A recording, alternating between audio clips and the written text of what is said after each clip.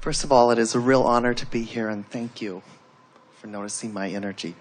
I have a couple of questions, and the first one has to deal with the science of astrology and its impact upon us as human beings. Irrelevant.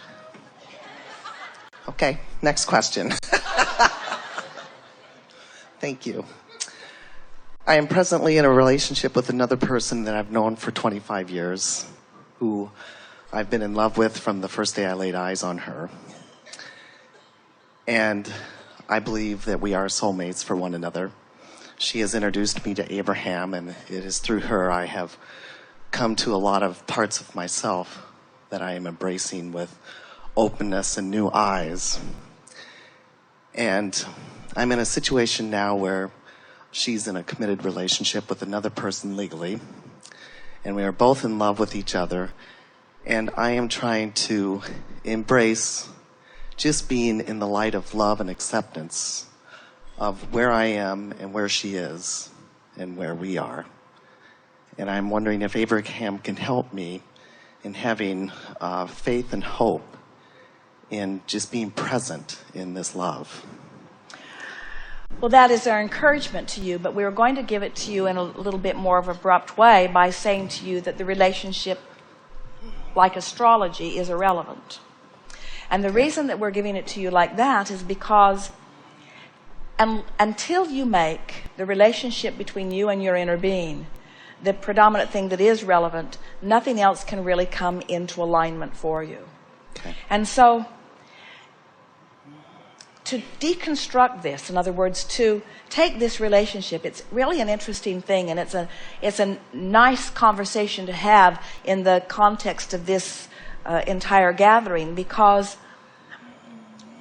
what you're expressing to us is that you have found someone that you have very conscious awareness of very deep roots with. In other words, so much so that you're calling this person soulmate, which means that when you're in alignment with who you really are and another person's in alignment with who they really are, that law of attraction brings you together. In other words, when two people are in their vortex and the vortex arranges the rendezvous, that's a good time to use the label of soulmate, because you're in alignment with that which is your soul and the other's in alignment with that which is their soul. And under those conditions, the law of attraction must bring these cooperative components together. Yes.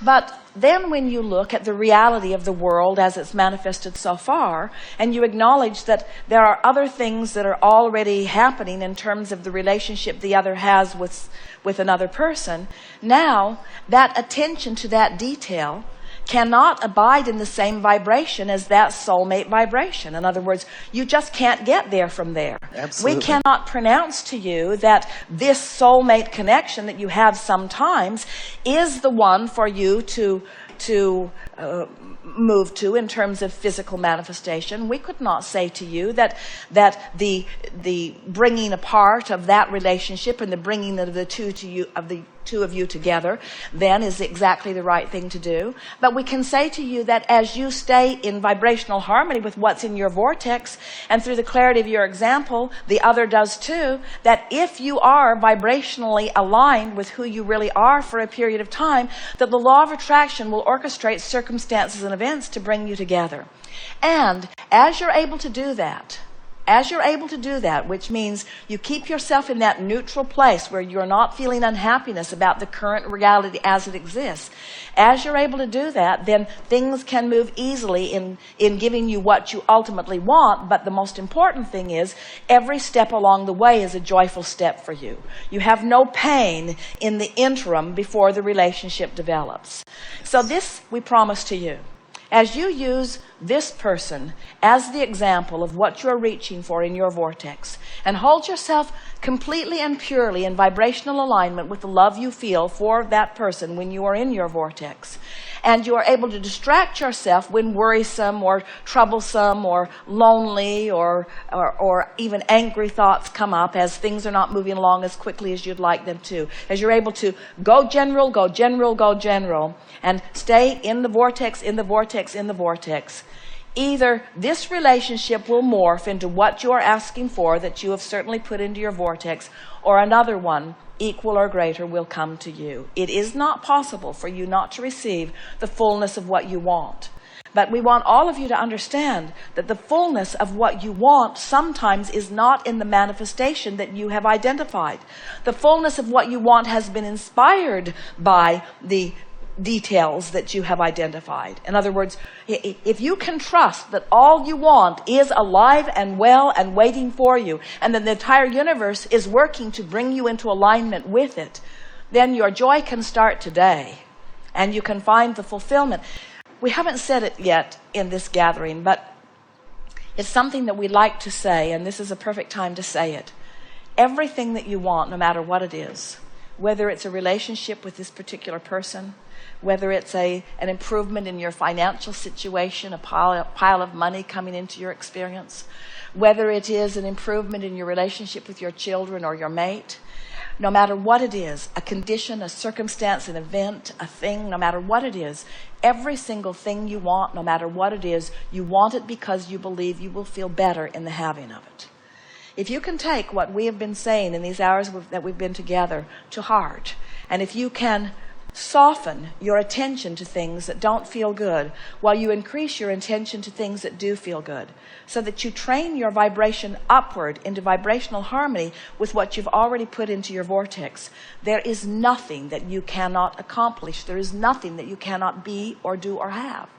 And all of it as it comes to you will give you the richness of the feeling that all along you knew was in it. But your work is to create the feeling in yourself even before you have the relationship, even before you have the money, even before you have the thing, even before you have the property. You have to find the feeling place. You have to deconstruct the manifestations that don't please you until you get right down to the heart of the feeling. And then from the feeling, from the inside out, build that feeling outward. And it is our promise to you. The universe will yield to you the details that match that feeling in spades. The universe will give you never-ending resources to keep that feeling alive and active within you. Because there is nothing that you are not supposed to do. There is nothing that you are supposed to deprive yourself of. There's nothing that you need to defend or justify. You just can't have what you're not a vibrational match to. And you can't be a vibrational match to what you want and to its absence at the same time. So you have to find a way, whether it's a relationship you want, or whether it's money you want, or whether it's an improved bodily condition, you have to find a way to make the absence of it irrelevant. You have to ignore the absence of it while you are giving your attention to the presence of things that you do want. So by looking for the things that are working in your life and thereby ignoring the things that are missing in your life, you begin to develop a vibrational habit that the universe begins to respond to. You can take one thing in your life that is working and use it as the basis of your conversations, basis of the things that you think about, the basis, the nucleus of that which you vibrate forth from, and that one thing that is working will blossom into everything that is working. Because everything is vibrational, and everything that is vibrational is emotional, and everything that is emotional is basic.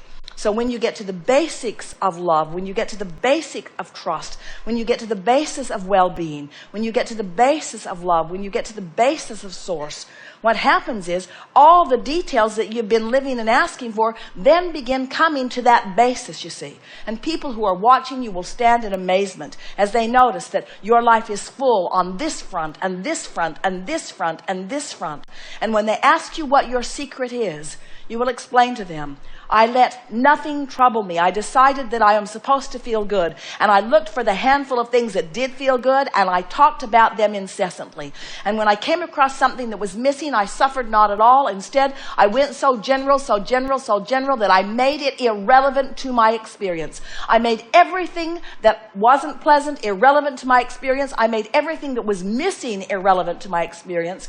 And I made one thing that was always reachable, always approachable to me. I made the one and only thing that I have control over, I made that one thing relevant. How I feel right now, how I feel right now, how I feel right now, how I feel right now, how I feel right now.